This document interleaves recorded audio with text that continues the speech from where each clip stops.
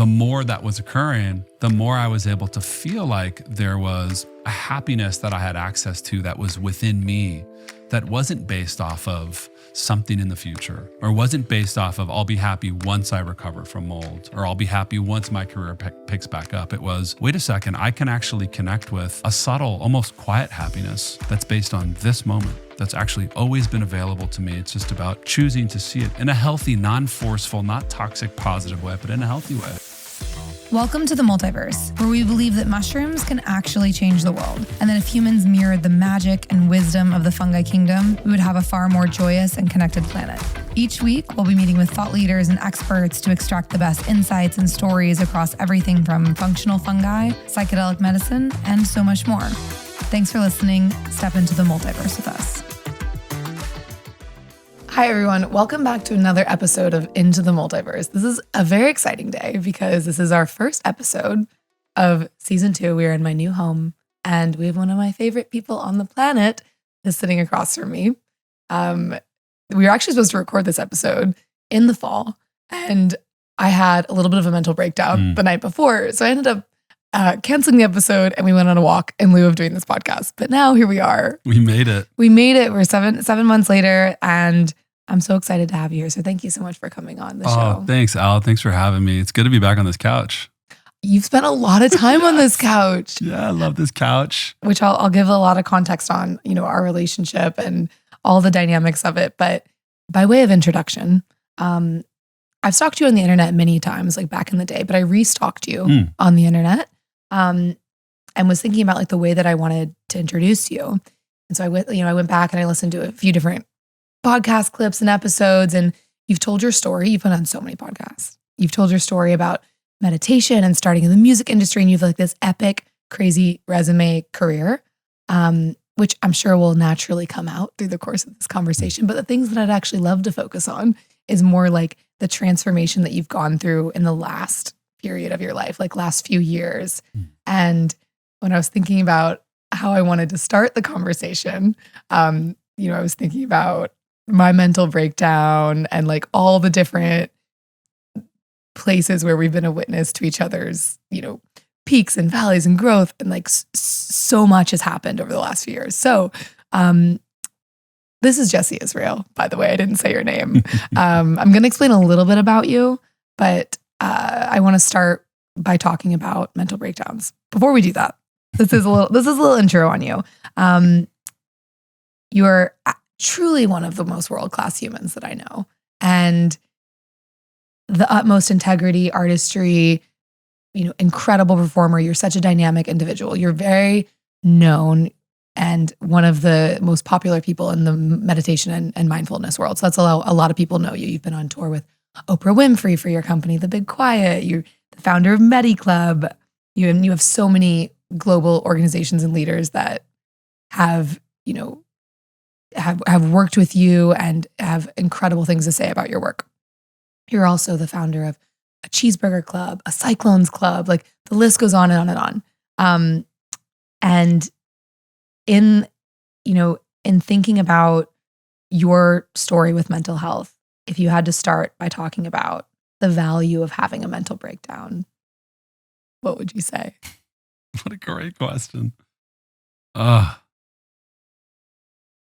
It's one of those things like, I think we hear people say it often. It's, the most challenging experiences we have, our greatest challenges are often our greatest teachers.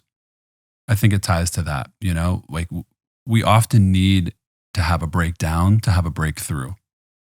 Now, when we're actually in the breakdown, when we're in the challenging moment or the pain point, I think it can be really hard to hear that. And a lot of times we just can't see the light at the end of the tunnel. But I believe that every breakdown we have, every of our greatest challenges winds up being this critical teaching moment, this learning moment that's necessary for us to evolve full color, full spectrum into the humans that we become on this planet. And although breakdowns can be really tough, they have led to some of the most important realizations, learnings, experiences in my life. And a lot of what we've, spent time talking about is the over identification, and I've been thinking about this a lot recently because, even just last week, someone was like, oh, you're super mush. And when we have something that we've built that is or are in process of building that we're like super proud of and we identify with, it's really interesting to see our natural inclination to over identify with that thing.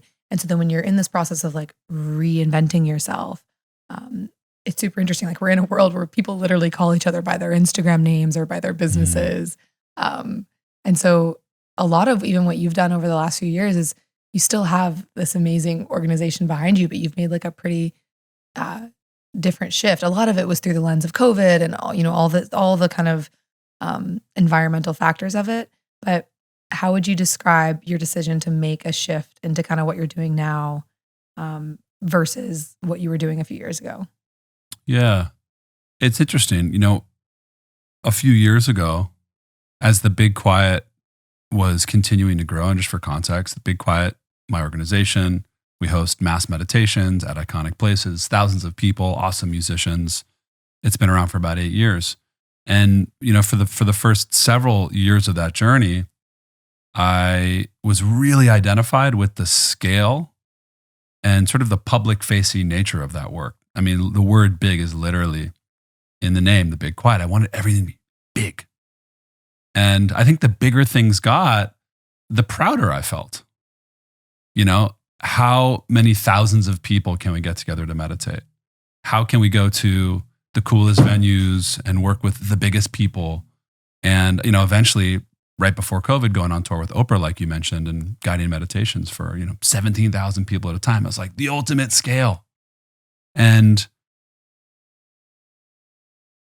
there are parts of that were really awesome and that we got to reach a lot of people. And it feels really cool to be able to have experiences of quiet and connection at scale like that.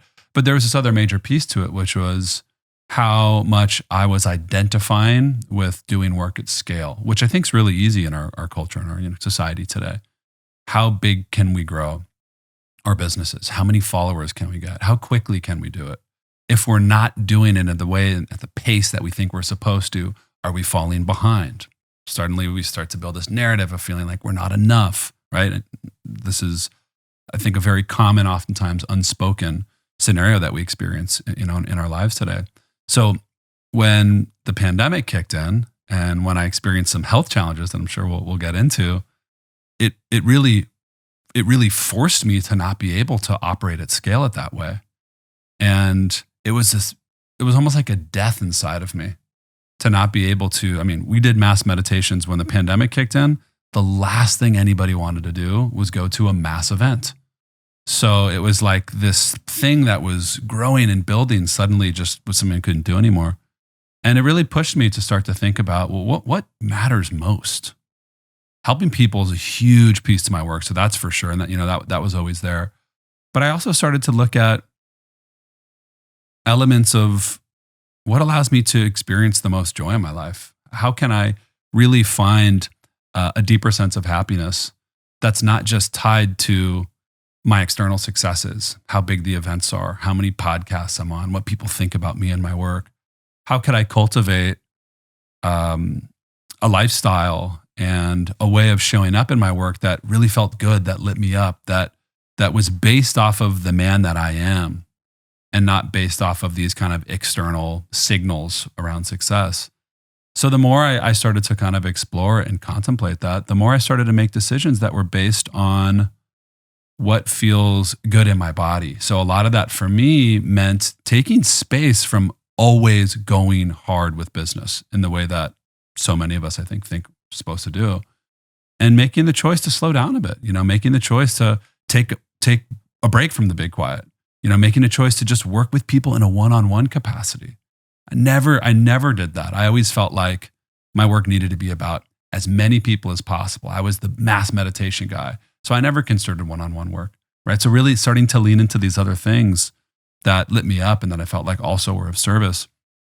So it's been this really interesting relationship with kind of separating public pressure and this calling to fame and being in the public eye and reorienting it around what actually feels best to me and what allows me to serve most authentically. By the way, doesn't mean that the big quiet's done and doing mass meditations isn't something that I want to do anymore.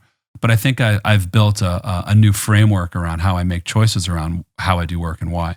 How do you think, based on everything you just described, and if you could limit to like the last 2 years, how has your definition of success changed? Because actually, when we first met, you remember the 5 pillars of success, you were you kind of had this criteria, and I love the framework of like, okay, if you were to look at your life through these lenses, and it makes decision making really easy. If you're like, okay, I have a decision, does it kind of fit into these criteria?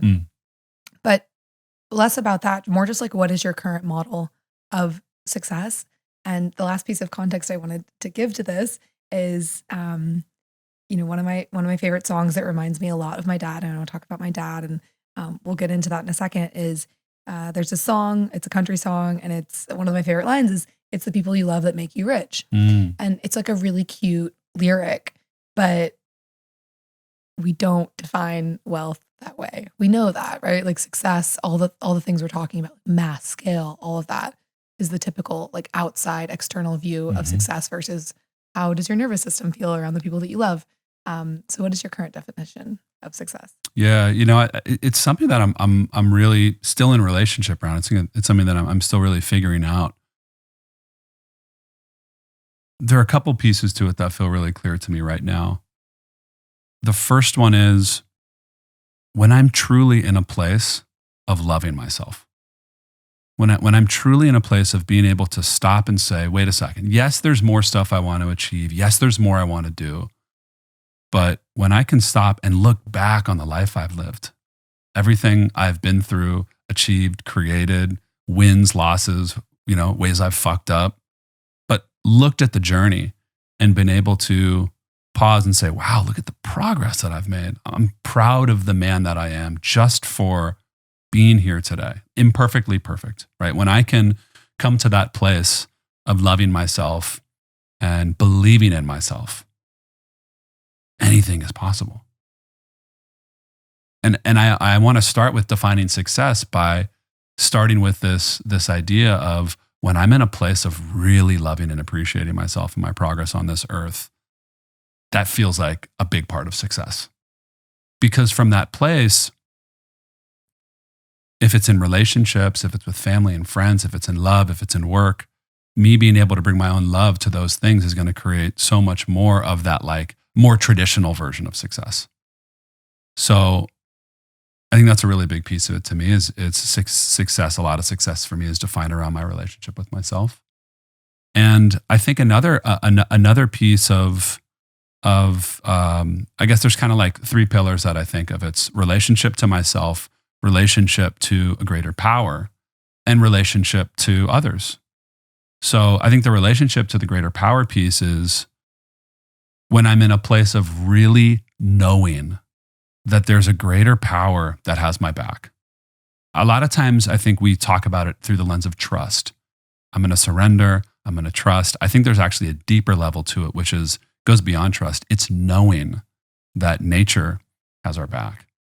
When I'm living in that place and in relationship with that greater power, everything feels possible. So that's another really key piece for me. And when it comes to relationship with others, this is, we've talked about all these things so many times. It was one of the things that I really think that you embody so beautifully is how do we really cherish relationships in our lives? Part of that looks like, how are we actively engaging in community? If we're organizing, building our own communities, or if we're just showing up and saying yes to events where we can be with other people.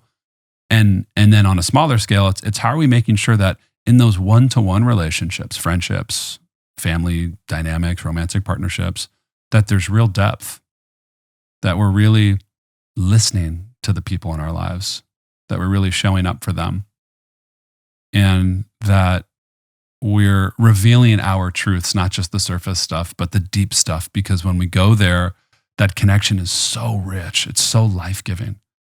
So yeah, relationship with self, relationship with greater power, relationship with others. When these things are dialed, like I think of success, when those things are tied together, like that's extreme success. And then what happens when those 3 things are so dialed is whatever we give ourselves to with work, whatever we give ourselves to with things that are going to generate money, which is a lot of the traditional, kind of success component, is going to flourish. I believe it's going to really explode. I also believe that the way we're going to have impact on other people and be of service is going to explode when those things are dialed. Our ability to actually enjoy and sustain the work and avoid burnout is going to be that much more dialed, like when these things are in place. Hi guys, taking a brief second away from the show to tell you a little bit about our sponsor, Supermush. Supermush is actually a brand that I co-founded. You may have heard us talking about Supermush and or functional mushrooms throughout the show, but long story short, functional mushrooms completely changed my life. I started using them as a part of my daily routine about 6 years ago. Everything about my vitality, my skin, my hair, my energy levels were on a completely new playing field that I had never experienced before. And we started Supermush to help other people get their daily dose of mushrooms back into their world, but in a way that was really easy and on the go and accessible and tasted good, because a lot of times mushrooms don't taste great. Supermush is actually the most effective way for you to get functional mushrooms into your system because they are in the format of functional mushroom mouth sprays. We make 3 mouth sprays for energy, immunity, and chill. A lot of people don't know this, but mouth sprays actually have the fastest absorption rates. You will feel their effects almost immediately. I use all 3 of them every single day: energy in the morning, immunity in the afternoon, and chill every single night before I go to bed. If you would like to try Supermush, you can use code ITM15 at checkout. That's ITM15. This will give you 15% off your next order at supermush.com. We also make a whole line of really cool mushroom festival forward streetwear. And if you want to stay in the know for everything that we're up to as far as events, new product launches, you can join our text program by texting MUSH, MUSH, to 38048. So the thing that comes to mind when you're describing all these things, and again, a little backstory context. When I first met you, I met you on Raya, which is a dating app. And I asked around about you. I was like, who's this guy? What's his deal? And everyone that I talked to about you was just like, oh, Jesse Israel is one of the most high integrity humans I've ever met. And there was all these people that had known you for, some people 10 years, 5 years, 3 months, whatever. Everyone like had consistent things to say about you. And that still rings true after years of our relationship, because, the concept of what you do in the micro appears in the macro. It's like consistency and reputation is built over a long period of time. So even though you've gone through all these evolutions, your value system is so strong. And I think this plays into kind of like the success community question. I was talking to a friend the other night around, if aliens were to invade right now, like not friendly aliens that are coming here to cohabitate, if aliens are to invade and they're like, here to destroy the planet, what is your actual net worth? Is how many people love you and basically how strong your community is. And that all comes back to value system, right? So a lot of these like artificial markers of success, followers, money, all these things, if you have a big house, you might have an advantage. But other than that, your biggest, asset is how many people love and, and will protect you and vice versa. And so my question is like actually more along the like communal integrity piece of things, where that's something that's overlooked and you're now coaching business leaders kind of one-on-one with, standing for something as a value system, like how to stay true to that, even when social capital or flashy things might try to get in the way. And so what is kind of your approach to maintaining that, especially when it comes to setting a value system for community that people then can follow when it's more difficult? Yeah.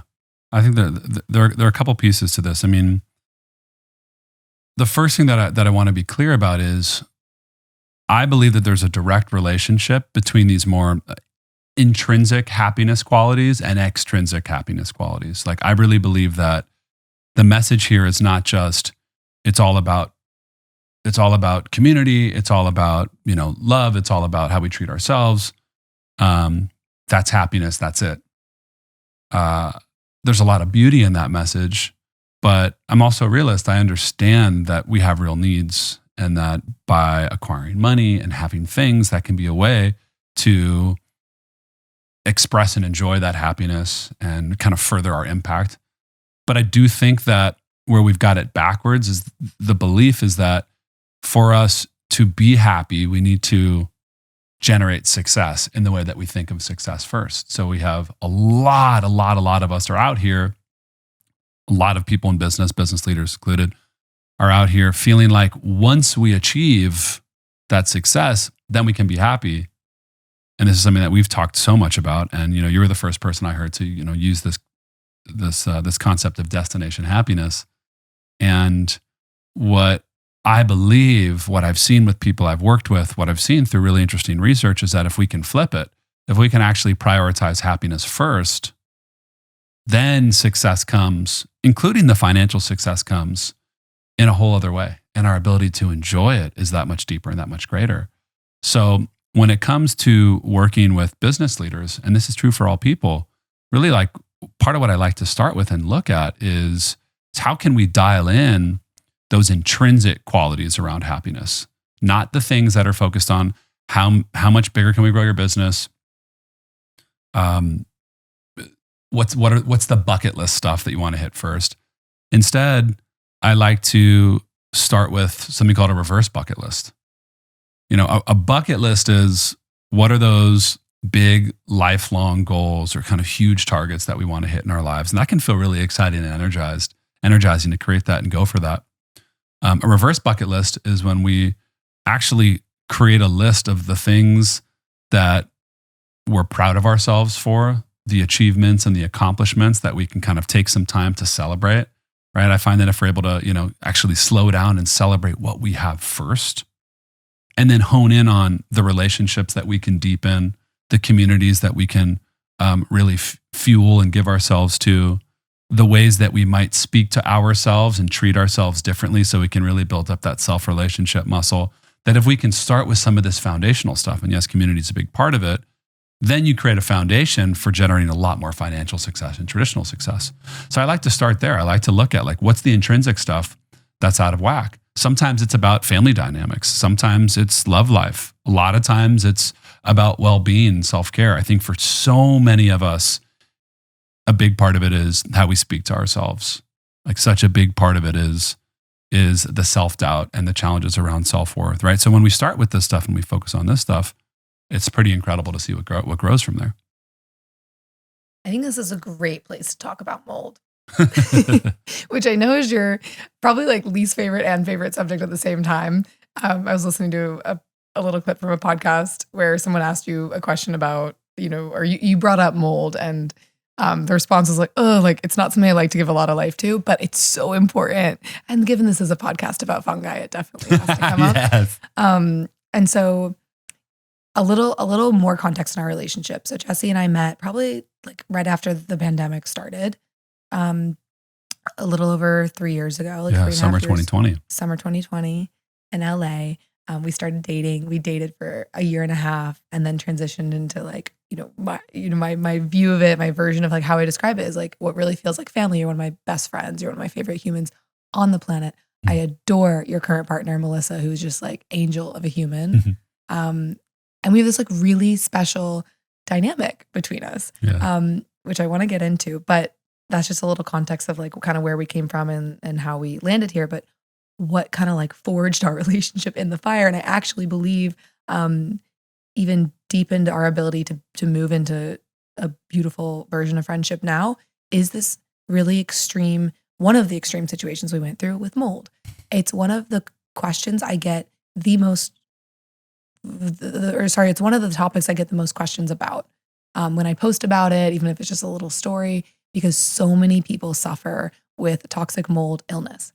It's something that is underdiagnosed. A lot of Lyme is misdiagnosed, and it's actually mold.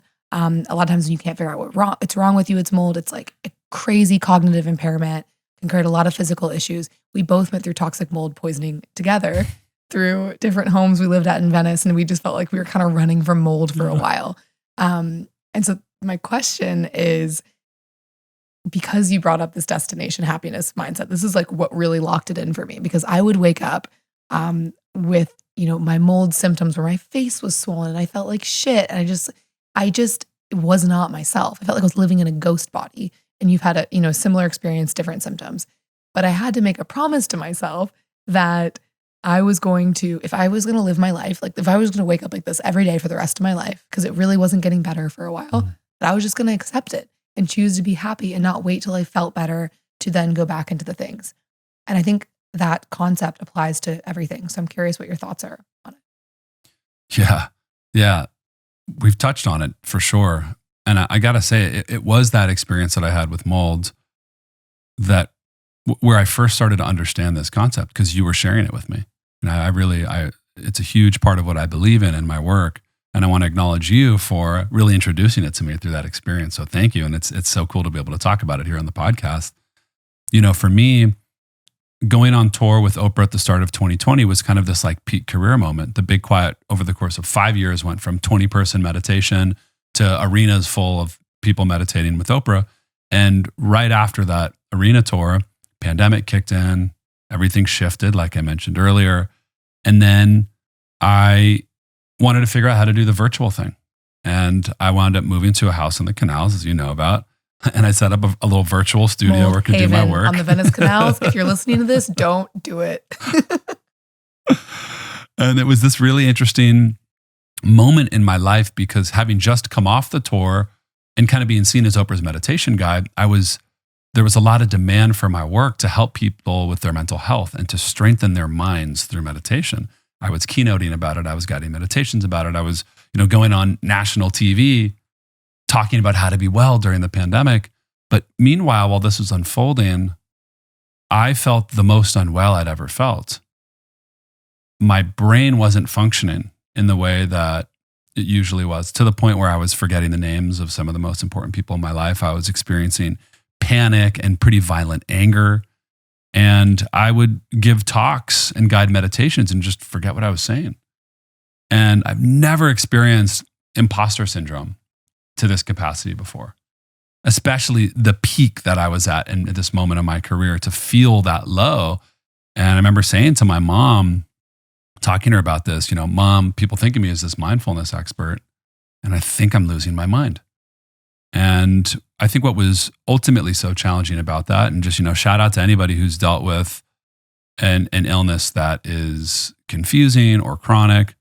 Eventually I wound up realizing that it was mold, and learning that, all of the symptoms of mold are the exact opposite of the benefits of meditation, including sometimes permanent neurological damage. I don't think it's been permanent for me, because I've been able to make progress through it. You're still pretty smart. But it was a really challenging journey to get healthy again. But throughout the journey of going through this and really convincing myself that my career was done, who would hire a wellness expert that's not well? Who would want to work with a meditation teacher whose brain isn't functioning? I really convinced myself that that was it. And through that process, and you really played a role in helping me see this, I realized that so much of my adult life, my happiness was based off of these external things like work, like relationships. I know for me, through most of my adult life, I was happy when things with work were going well. And if things with work slowed down or weren't going well, then my happiness was directly affected. This is part of why I was been so moody over the course of my journey, working in the music industry, in the tech space, but also in the wellness space. So much of my happiness mood has been tied to how things are going outside of me. And it was so interesting to be in this place where my work literally came to a standstill. Literally, I had nothing going on for this period. Our partnership ended. So there wasn't any of that kind of external validation and romantic partnership that I was used to in the past. So it was total stillness. So it was like the literal big quiet.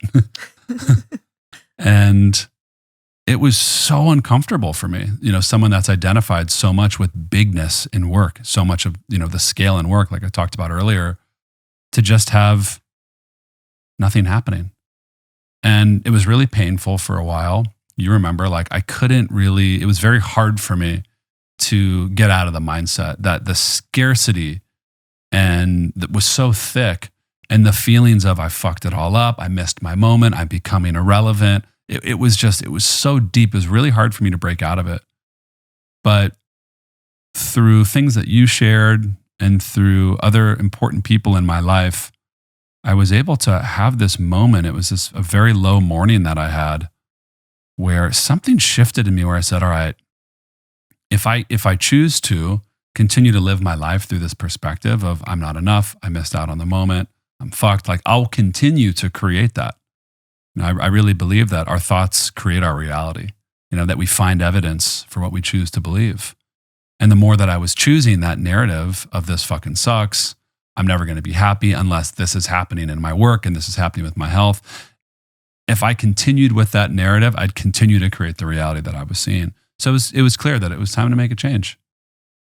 And what really started to shift for me was there were kind of a few key pieces to it, but I'd say the one that was most important for me was to make space for myself to really feel the shit, to really let out all the fears, all the stories. I found that journaling this really helped. Just dump it all out.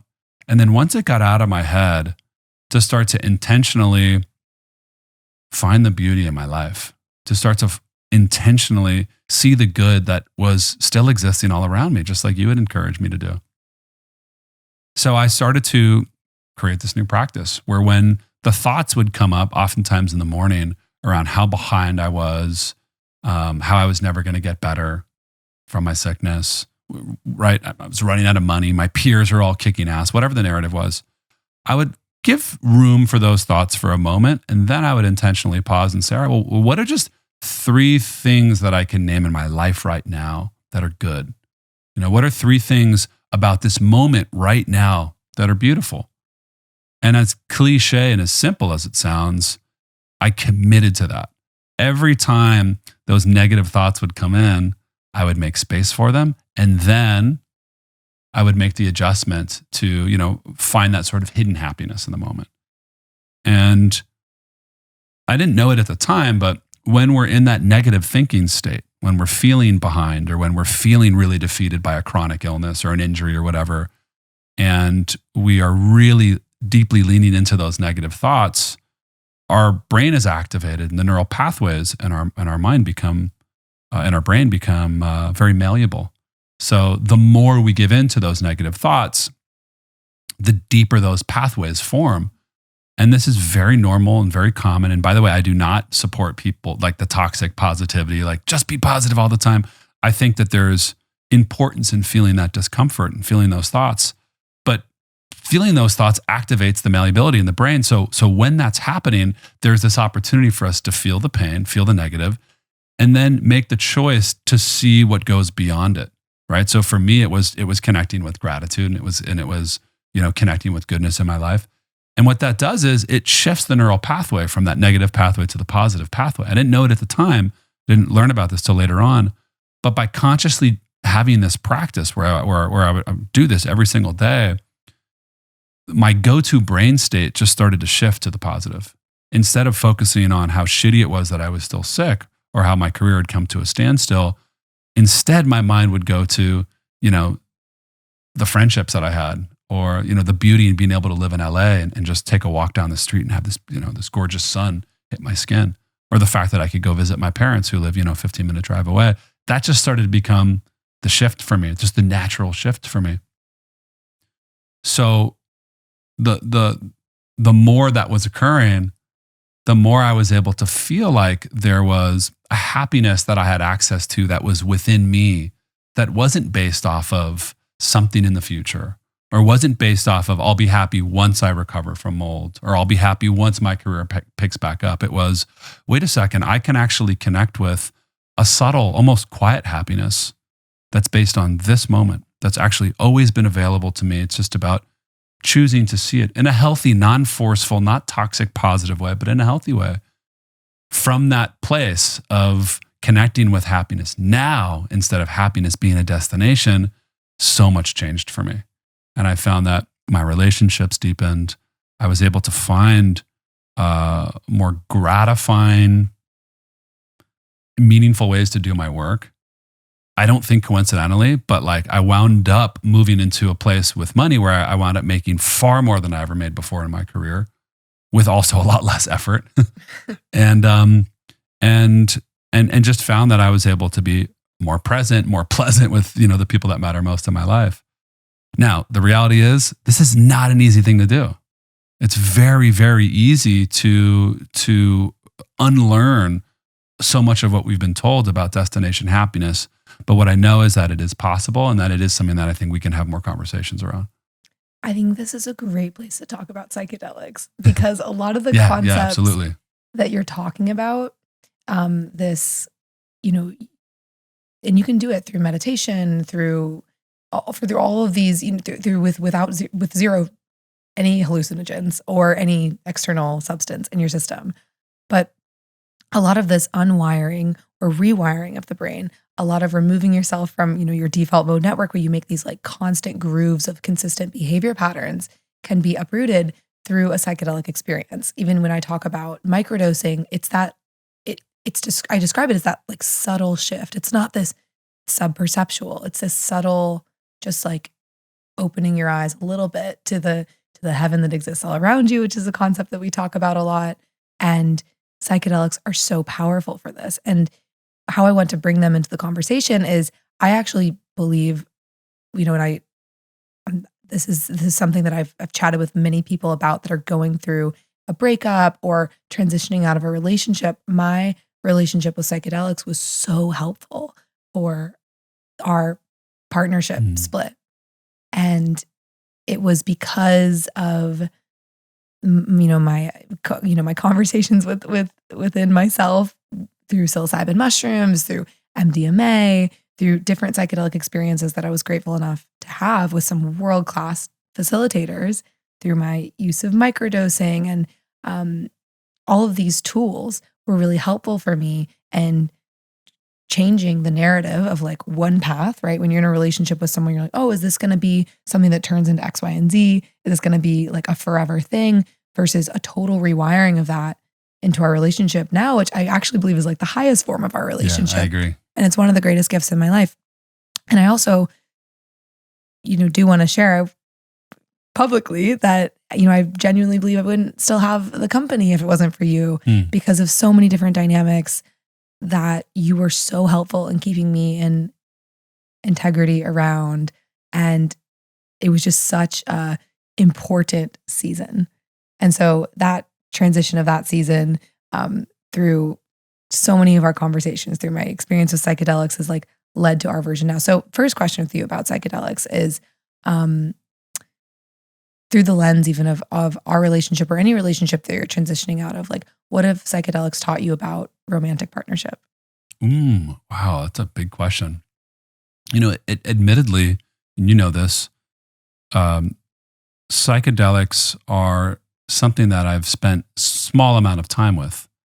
I've always been, I think more drawn to meditation and personal practices outside of psychedelics to explore similar benefits. But what I've found is that psychedelics will help me connect with a lot of the concepts that I feel like I'm able to connect with through meditation or through some of the things that we've talked about today. And I've grown to really embrace them and feel like they work beautifully in tandem with practices like meditation. You'll have some people say meditation, fuck psychedelics. You'll have some people say psychedelics, meditation's not worth it. But I think that they have this beautiful relationship together. When it comes to romantic partnership and psychedelics, it's like, it's cheesy, but the thing that comes up for me first is that when I explore psychedelics, the thing that I see most consistently is the way that I'm able to reconnect with this deep sense of love for myself. That's the thing that I find I experience most when I'm in some type of a psychedelic journey. So if I'm accessing that deep love for myself and I'm in a relationship and I can bring that love for myself to my romantic partnership, everything changes. And it's one of these things that I think we hear a lot. It's like, love yourself first, then you can love others more. But it's so real. And I think because psychedelics have aided in that journey of me to deepen into love for myself, it's allowed my romantic partnership and romantic partnerships to flourish greatly. What would you say to someone? I just had a conversation with a girlfriend of mine last week about the transition from romantic partnership to friendship, someone who's trying to basically be friends with their ex. I've actually never done it successfully, as I view our version of it like successfully. A lot of it's to do with like age, so many different dynamics. There's a lot to say about it. But what would you say to people that are going through that process, or maybe they're in community with their ex-partner?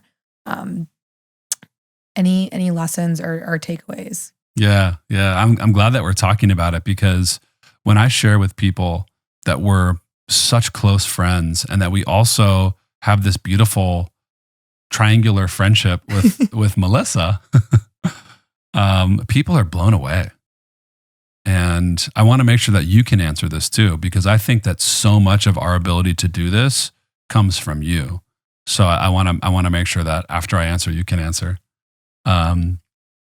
Because I've learned a lot from you in regards to how you've shown up in our dynamic now.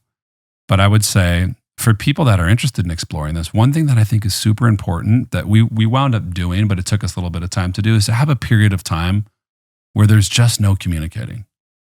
And this can be a really tough one. I think maybe we had like a 2-month period or so where we kind of eventually created that boundary with each other.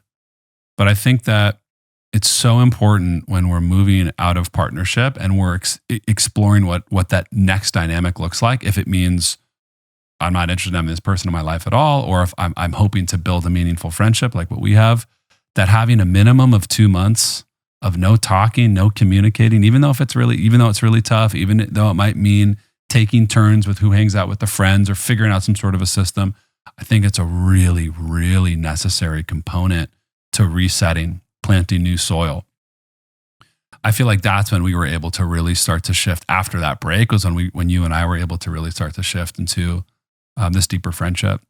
So I think that's a really important piece to it. And then I think the other thing too is understanding that it might not be a reality for everybody. You know, I think for like you and I think just really lined up because we've done so much work on ourselves. We were able to move into that next chapter and really find a lot of joy in being friends with each other.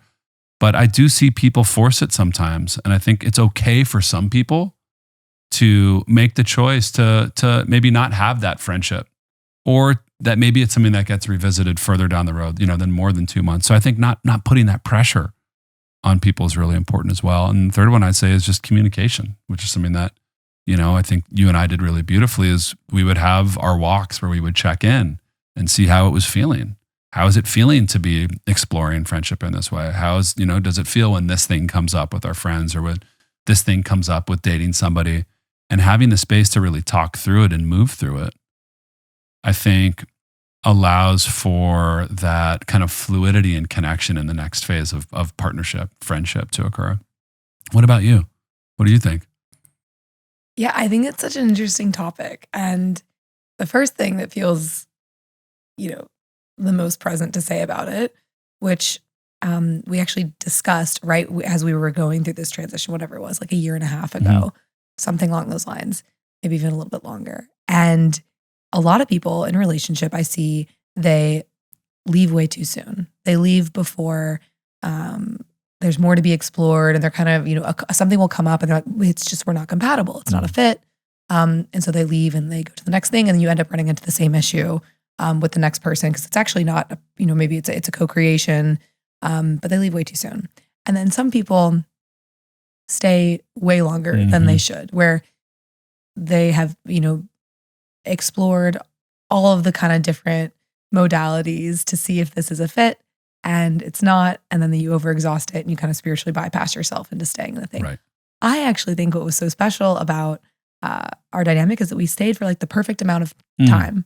And I think a lot of these concepts, a lot of like this personal work lended to that ability. But also there's just like so much love there. And I had to realize when we were dealing with this, that what I actually want, if I get out of my own way, because a lot of, anxiety or depression or any kind of mental insecurity comes from like, you're just really thinking about yourself a lot. And so when I really like stepped out of my own experience, like what I actually wanted for you, the highest version of your life is to find your person and to find this like epic partnership that is going to be so good for your nervous system and take you to like the fullest potential of your life. And so obviously you kind of go back and forth, right? Between like your lower self and your higher self. But like my higher self, when I thought about that, that's actually what I want. And from that place, I felt like we were able to kind of build the newer version of our relationship or like build on top of. And to answer to your point around it's not a good fit for everyone. Sometimes there's a reason why people just grow in different directions. Right. And there's also a lot of talk around relationships being failures, where like so much of what I unlocked within our dynamic and the things that I learned about what I want in a partner, like all good things really, has taken and unlocked a lot of within myself as well, then will take me to the next relationship and vice versa. You know, your relationship dynamic wouldn't be the same if you wouldn't have had all the previous relationships before it that unlock certain things within yourself. Yes. And, you know, a testament to my own journey with psychedelics, you have all these concepts. You've been meditating for a long time. I haven't been. You taught me how to meditate, which I'm like okay at right now. But psychedelics give me some of those experiences and tools and ability to process things. So I actually think it was a blend of meditation, psychedelics, and all of these concepts that were able to help us transition into this phase. I really love what you said about if we can get to that place in separation, like when we're separating with a partner, if we can get to that place of getting clear about what we really want for the other person, if we genuinely care about them, which we likely do if we've just been in partnership with them, if we can get to that place, clarity around, I want this person to be happy, and how can I play a role in supporting that? That's such a beautiful perspective to bring to exploring the next phase of partnership. So just wanted to reflect that. I love that. And the last thing I'll say about it, because someone did bring this up to me, you know, last week, and I actually see a lot of people go through this where they're like, oh, you know, maybe it'll come back around, or maybe they'll realize that we're supposed to be together, whatever the thing is. And someone shared with me a Rumi quote a few weeks ago that has been such a front and center of my brain lately, where like what you seek is seeking you, where it's not your person if it's not I choose you and I choose you, and it's that collaborative choice. Sometimes one person might have clarity before the other person, but it makes the decision really easy from that perspective, where a lot of people are kind of waiting around. Well, if it hasn't been collaboratively chosen by both parties, then you know what you seek is not seeking you. So I think that lens is really helpful, and each relationship is a success and a stepping stone to the next thing. And I also just love your current partner, so that also makes it super easy. Where it's you know, you want the best for that person. So obviously, if you see them, if it were to be a dynamic where and same with you, like whoever I date next, we've had experiences where you've been like, yeah, this guy's not the guy for sure, which I'm so grateful for. Like the last person that I dated, we were one of my first phone calls. We actually canceled this podcast because I had a mental breakdown about some various experiences that had happened. And if you want the best for me, you're going to be honest with me as well. So I think that part is really important, but that's just like a friendship thing in general. I do want to go back to psychedelics because we have been lucky enough to sit in some beautiful psychedelic experiences together. And, you know, you recently, before we started recording, you shared that you had a really powerful experience at my birthday ceremony. And I'm curious if you could share any more about that, what that whole journey was like for you. Yeah. Your birthday was such a big one. It was the feeling of oneness, you know, that you brought together such a beautiful group of people, and the psychedelics and the ceremony that was facilitated was so thoughtfully and intentionally done. And I've spent a lot of time building community and organizing events and being with people, but it was at your birthday in that setting where I actually, this is such like a, you know, classic psychedelic thing to say, but I actually felt the oneness of all of us. And it was beautiful for me to be able to see myself and everybody in that room, and to be able to see like that greater power above in me, and to see me and that greater power. And, you know, it's just that the unity that can be felt through psychedelics is so important because it helps break down those barriers. It helps break down the stories, the defensiveness, the things that separate us. And so your birthday did that. And I thought part of what was so beautiful about that is that so much of what you embody and so much of what you stand for and so much of what you believe in. I super appreciate that. And I love those experiences. I think psychedelics in all different forms give us different things. You can either engage with psychedelics out in nature by yourself. You can engage with psychedelics in nature with other people. You can engage with psychedelics in a ceremony setting in a blindfold by yourself with literally, no facilitator. You can engage with a facilitator. There's all these different forms to do it. But the communal part of psychedelic ceremonies are so powerful and so cool. And I'm glad they're being talked about more and, adjacent to all of the psychedelic assisted therapy, clinical things as well. But, how psychedelics have been used for thousands of years have been in communal settings in indigenous cultures with other humans. So you're also getting that energy, that energy field from other people and some of the crazy things that have been experienced in whether it's an ayahuasca circle or working with psilocybin mushrooms have been people having, very similar visuals and same experiences while they're in a blindfold. So it points to the interconnectedness that you're speaking about. I have a few more questions for you before we kind of close it out. And actually, the first one is just in the realm of psychedelics and how they've been impactful for your life. Is there anything else that you want to share around, the way that you've engaged with them? Anything else? Like when people ask you about them, what is it that you choose to share? I tell people that I like psychedelics when I can experience them very intentionally. So, if I'm at a party with people and people are drinking or having fun and somebody wants to, offers up some chocolate mushrooms and we're in, kind of a more recreational setting, that I'll really need to check in with myself. Because I think for me, I really enjoy psychedelics when I'm with a small group of people or just like a very focused group of people.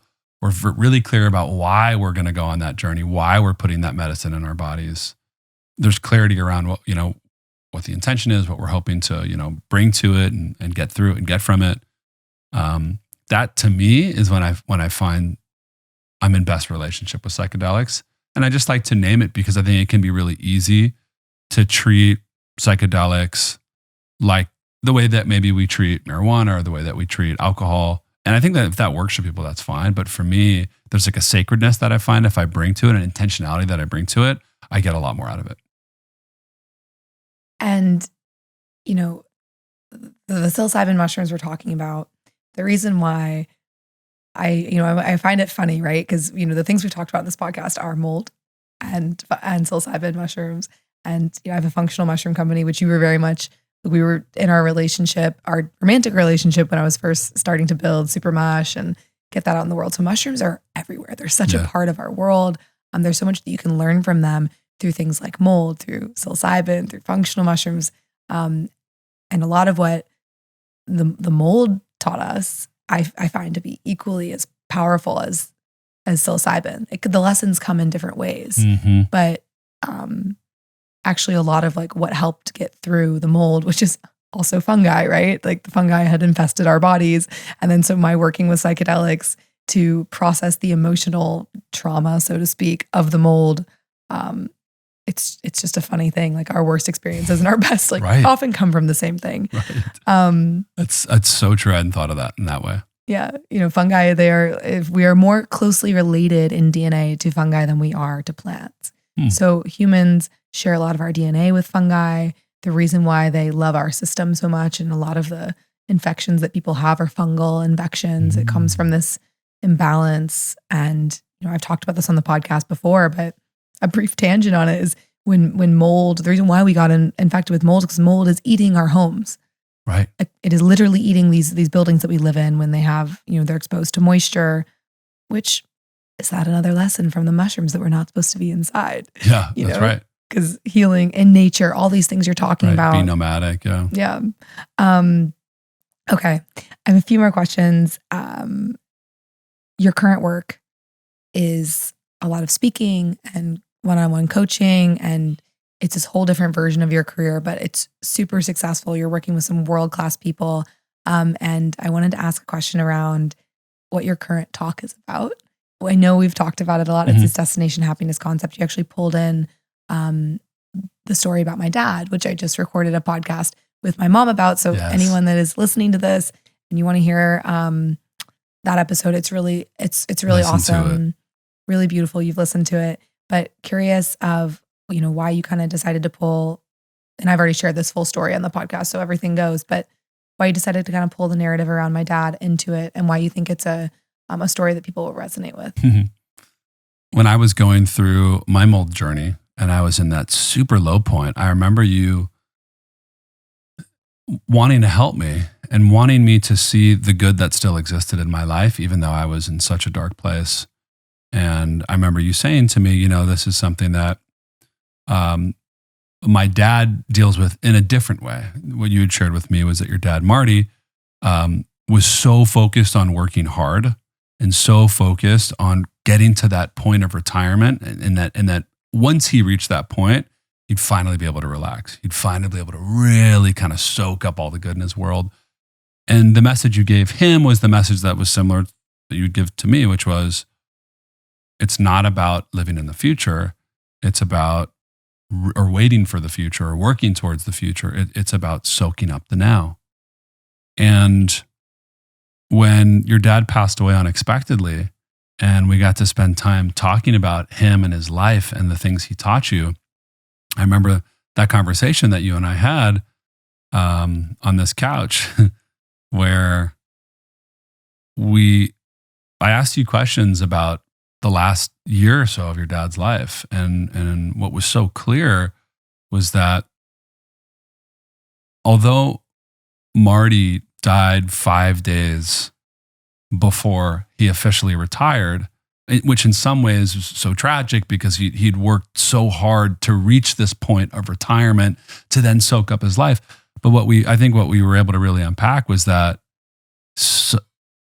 he was finding and uncovering so much beauty in his life long before the moment of his death. And that in so many ways, through the way that he started to see and appreciate the beauty in the trees in your backyard, to the way that he made the choice to drive home from work with the top of his Mustang down.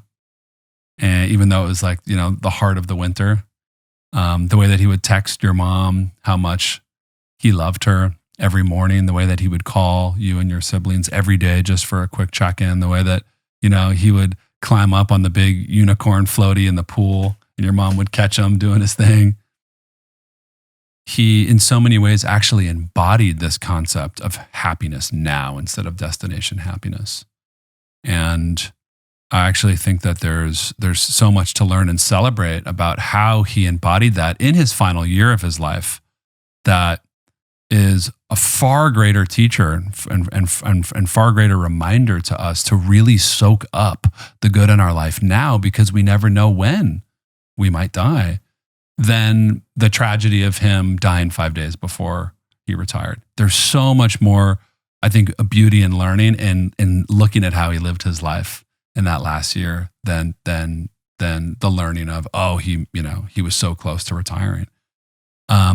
So I don't know. I just felt like he's such a great teacher in that way. And it's such a, I think, beautiful way to celebrate his legacy through really looking at the way that he lived that last year of his life. So that's why I wanted to include it in my keynote. That's why I wanted to end with it. And because you were such a meaningful force and voice in helping me understand the ability to find happiness in any moment, I wanted to include you in the keynote as well. And that has shaped so much of what I talk about now, which is helping people and leaders and their teams understand how they can connect with the purpose, the power, the joy that already exists within themselves right now. And how by accessing that, they're able to create more success for themselves and for their companies. It's just about learning how to uncover and tap into that hidden happiness that's there and getting off the hedonic treadmill or that hamster wheel that tells us happiness is something that is down the road once we achieve X, Y, and Z. I got the privilege of being able to read your keynote, and it's such a special talk, and I'm excited for more people to hear it because it's the ultimate message. And my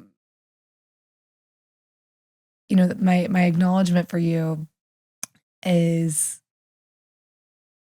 you've kind of built your career on being vulnerable in a lot of ways, where you originally started bringing people together and Medi Club and apartments in New York, and like had people share honestly about what's going on in their lives. And that's actually like that connection to authenticity is what people really connect with about you. You're obviously like incredible speaker, and you're so charismatic, and you're a performer, and like a lot of your artistry is expressed through a lot of the things that you've created, but it's actually just like that underlying vulnerability and authenticity, and you continuing to just honestly speak about what's going on in your life that people connect with. And so what I'm really grateful for is you being such an example of that for me, and just being a consistent example of integrity. Because actually, like all of the things that you've done, the Oprah and all the amazing people you've worked with, and like you could name drop all the epic, humans in your life that have come to work with you, but actually has nothing to do with the person that you are. And so under the core, I'm so privileged that I get to experience that person all the time. And thanks, Al. Yeah, I just love you a lot. So I love you a lot too. And I think that you bring it out in me. And that's one of your gifts. And anybody that's listening that's met you before knows that you're such a light and such an important part of why you're on this earth is because you're able to help people see the goodness in themselves and reflect that to them in the same way that mushrooms and psychedelics do. That's you. I love you, and I really appreciate that compliment. And I'm so glad we have this episode recorded because I want to go back and listen to it for myself. And I'm excited for other people to hear it too. My last few questions for you is, what are you the most excited about right now? And what is coming up in the next 6 months for you? How can people stay in touch with you and your work? And just like anything else that you want to plug? Yeah. Let's see. In regards to work, I'm loving keynoting. Getting up on stages and delivering messages that we're talking about to corporations and to leaders is something that I feel really called to right now. I love working with people and companies that are influencing culture, because if we're able to work on these kind of concepts and through their businesses and through their leadership, they're impacting culture, it creates a ripple effect. So more keynotes and just getting in front of more audiences to share these messages and to work with people. I also love working with leaders in a one-to-one capacity. So, continuing that coaching work with people who are really driving culture lights me up a lot. And, I'll just also name when it comes to, excitement, because we talk so openly in my partnership with my girlfriend, Melissa, really continuing to lean into the excitement and the scariness of where love can go is something that I'm really committing to right now. And I think it's equal parts scary and equal parts exciting. So that's also just something that comes to mind. And yeah, people can reach me, Instagram, Jesse Israel, my website, jesseisrael.com. And I would love to hear from people. Our friend Jason, who is one of our best friends and the most incredible human, wrote a poem for Jesse's birthday. And the last line, he's an epic rapper. He's open for the Wu-Tang Clan. He's actually recorded with me on this podcast before. And the last line of the poem was, "Jesse is the realist." And that's what comes to mind is what I want to end with. It's like, you're the real deal. So I just love you. And the last question we always end with is, what is the most important lesson that psychedelics have taught you? The importance of loving myself. Absolutely. Psychedelics have helped me realize and remember that when I love myself, anything is possible. Thanks for coming on the show. Thanks so much for having me on. It's such a treat.